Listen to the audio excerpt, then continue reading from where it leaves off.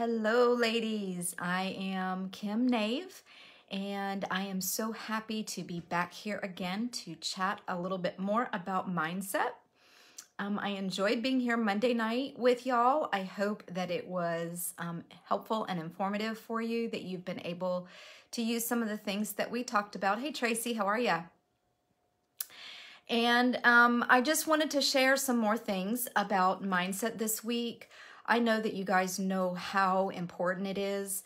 My group is about homeschooling, working moms who homeschool, but, we're teachers and y'all are teachers, and mindset is everything. Where our mindset is where our kids are, whether they're biological kids or student kids. It's just super, super important.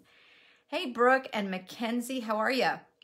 So as I have gone through my workshop in my own group this week, we have talked about developing a mindset and some ways that you can get your mindset back on track when things happen and you feel yourself going down maybe a negative path, or a path that's not just producing the results that you want. Because really things happen because we put our mental effort into them, if that makes sense.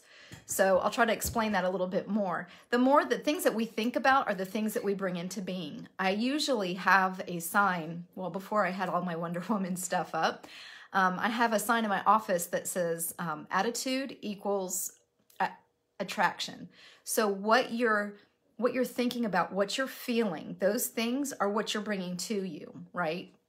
I'm sure all of you guys have had that experience where you've gone into the classroom and maybe you've had a rough morning and your classes for the day just seem to be more challenging than usual, right? Or maybe the opposite has happened, that you've had some really, really great things going on and you're super excited, and your classes have just been more energetic and the kids have been more cooperative. And it's because the way that we think influences the world around us. So Monday night, I shared 4 steps to getting your mindset back on track. The first one was identifying a limiting belief. That can be anything from I can't do this, or it can be things just don't ever work for me, or this class is the hardest class of the day, anything like that. So identify that limiting belief that you're struggling with. And then identify a positive belief that really kind of counteracts it. It's the polar opposite. So instead of I can't do this, you might think I can do hard things. Instead of this class just never cooperates with me, it's going to be an awful day, could be, you know what, today's going to be a good day, and they're going to listen and they're going to get some of the work done. So you understand what I'm saying about having that positive to counteract that limiting belief. And then not being judgmental. So we're just not gonna nail it every day. We're just not. I mean, we're human beings, and life happens, things happen. And so we're gonna get up in the morning and maybe, the dog had an accident in the house, or the kids just don't want to get dressed this morning, or, something like that. Or maybe the husband's in a grouchy mood, who knows? So we have those things that we have to deal with, but we can help ourselves get back on track by not judging. Because really what we feel isn't good or bad. It is, right? So if you attach that judgment to it, that I feel grouchy and it's bad, or I don't feel very good and that's a bad thing, then that progresses throughout the day. So just not judging. And if you miss it, if you're doing well throughout the day and something happens and you're like, I had those moments a lot. I had one today. There's just no judgment. I like that. I'm glad it's helpful, but just not judging yourself for it. That's a huge thing, because think about this. When you judge yourself for it, that just puts you more and more down that negative hole, right? I can't do it. It's not going to work. And there it goes, a little bit more negative and a little bit more negative, to the time you get home and you're like, I'm just done. I want to go to bed. I want to be done with the day, right? So no judgment. And then the last thing is celebrate every single success, no matter how small it is, no matter how big it is. Celebrate it. Tell a friend, write it down. I had a friend tell me one time, and I've never done this. And every time something happens, I think I really need to write this down.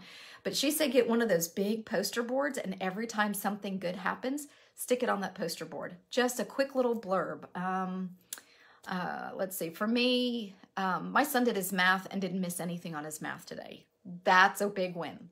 So it wasn't necessarily my win, but it was a win. You know, it was something that made me feel good. Stick it on that board. And then by the, in a few days or a few weeks, you're going to have a board full of stuff that is just good stuff, right? So very positive, and you have a lot to celebrate. And that, just like the negative can keep you going down that rabbit trail, you can also do the positive. Will get you more and more and more. And the cool thing is, as your mindset is getting more and more positive, as you're feeling more confident in yourself and more good about your day and your classes and that kind of thing, the more it's going to bring towards you. It's really cool. I have been studying something called neuro-linguistic programming. I have to think about it. It's NLP, and it's just much easier to remember 3 letters, right? So I've been listening to some lectures about NLP and learning more about it. And some of it has been like, oh, that makes so much sense. But he shared a story on one of the lectures about this teacher that went into this room, and he was told that these kids that you're going into to teach today, they are special education kids. They're not really bright. They don't really get their work done. They're just, you just got to get through the day. And so the teacher went in there, and that's pretty much what happened. The kids weren't terribly cooperative, and they didn't really get a whole lot of the work done, and they just didn't do really well. Well, then they had somebody else, hey, Lori, they had somebody else go into this class, and they told this person, you have an exceptional classroom of students. It is the same class as the first guy. Remember that. Hey, Marianne. So he said, these are exceptional students. They are very smart. They're very bright. They get their work done. They're cooperative. They'll help you do things. So this teacher went into this classroom expecting these kids to be bright kids and get their work done and do all of that. And the really cool thing is, guess what? Those kids were really bright, and they were really helpful, and they got their work done. And the same group of kids. What was the difference? The difference was the expectations, that the mindset that the teacher had going into that classroom. I have been a substitute in the past, and I have gone into some classrooms where, people have said that it's a rough school, or if it's a rough class or whatever. And it's been true. And then I've gone into other classrooms not knowing what to expect, really. And so just, this is going to be a good day. I mean, I get to be the substitute. I don't have to have the lesson plans that are already made for me, and I just have to follow them, right? And had a really good day. I went into a behavioral modification class one day, and the teacher left me no plans. And so there was only a handful of kids in there, but they just, the teacher's aides that were in there with me, they kept redirecting them to get their work done, and they just weren't having anything of it. So I asked if it was okay and if I did something, and the teacher's aides were like, sure, I guess, they're not doing anything anyway. So I had them put their work away, and I had 2 kids go into this side room. There's like 4 kids. I had 2 kids go into this side room, and the other 2 kids helped me make an obstacle course in the classroom. And then we went back into that room. We put a blindfold on these kids that had not been out there. And then we led them around by the blindfolds. We just did this fun trust thing, right? They had so much fun. Their whole attitude, their whole outlook changed, because instead of you got to do, I had that freedom, because I was a substitute, to just be like, hey, let's just do something else. Let's scrap it and try something else. Brooke says, I like to get to know my new students before reading their comments and notes from previous years. Yes, this confirms it. Absolutely. Yes. Get to know them with no expectations. Absolutely. And that is huge. That is absolutely huge, because okay, so let me give you an example so I've homeschooled for 21 years. The first year that I homeschooled, I had a 2nd grader and a kindergartner, and then I had a toddler. Well, my kindergartner just inhaled, absolutely inhaled all of his books. So in a month and a half, the kid was reading fluently. He was doing his sister's work in second grade. And I was having to kind of pull him back because she was getting frustrated, right? So the next year I thought, okay, this is a piece of cake. I started with my 4-year-old. He was 4 at the time.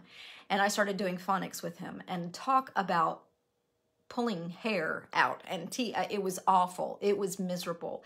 This child took 3 years to learn phonics. And he cried, I cried. It was absolutely miserable. But the really cool thing that came out of it was that I went to this seminar at the end of that year that talked about gifted kids, because I thought, oh, my middle kid's totally gifted, right? So I go to this seminar thinking, I'm just going to get all this affirmation about how amazing my child is. And what she said is, throw the books out. Giftedness is not about the books. It is about gifts, period.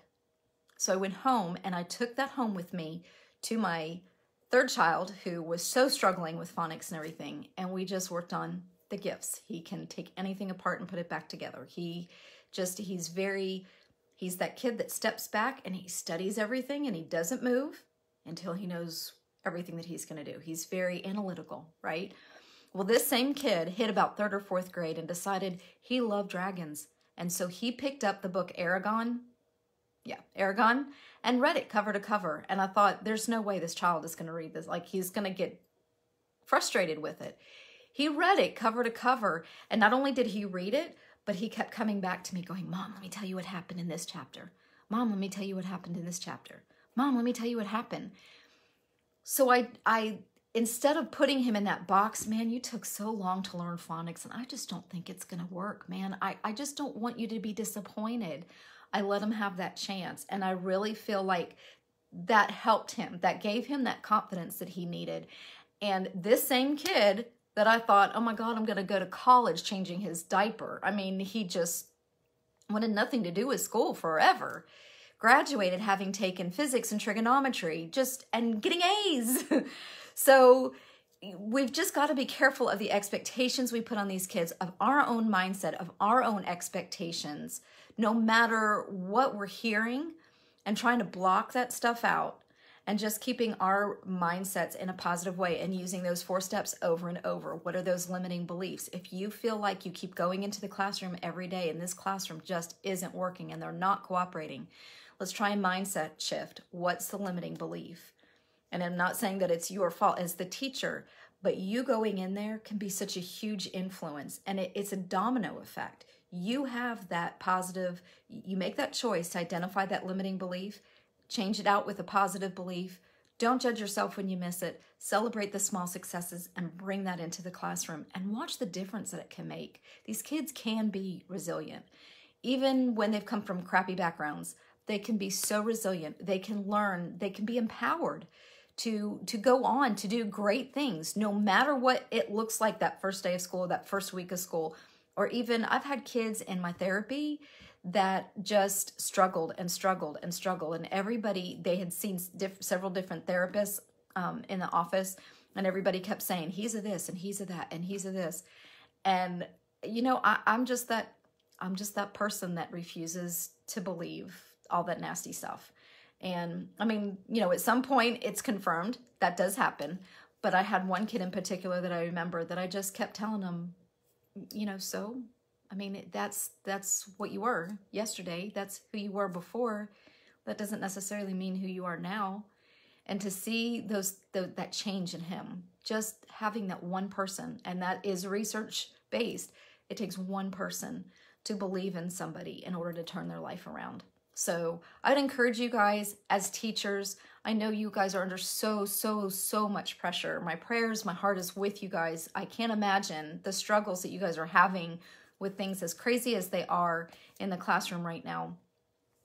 But just take the opportunity that you have to check those limiting beliefs at the door.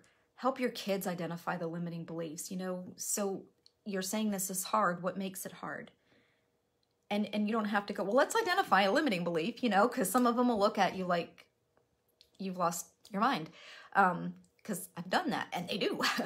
But going to them, instead of saying, and here's a big one, instead of saying what's wrong, ask them what happened.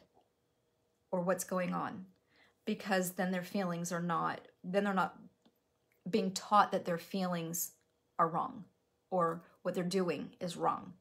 They're learning that what has happened is just a snapshot of today. This is what happened. And so from here, we can move forward, right? So I hope this has been helpful for you guys.